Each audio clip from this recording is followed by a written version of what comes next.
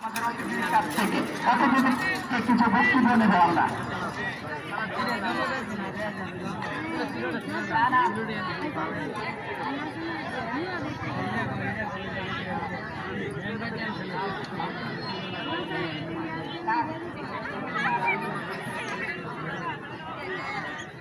যাই হোক, এখন আপনাদের সামনে বক্তব্য এবং কিছু নির্দিষ্ট বক্তব্য রাখবেন আজকের এই মেগা ফাইনালের সম্মানিত সহসভাপতি প্যানেল চেয়ারম্যান জনাব আব্দুল সালাম সাহেব। আসসালামু আলাইকুম। আমি এই সকল দর্শকবৃন্দকে অনুরোধ করছি, আমাদের খেলার মহাপ্রভুর আবৃত থেকে সুন্দর সুশৃঙ্খলভাবে পরিচালিত হয়েছে এবং খেলাটি দর্শকরা অনুরোধ করছে।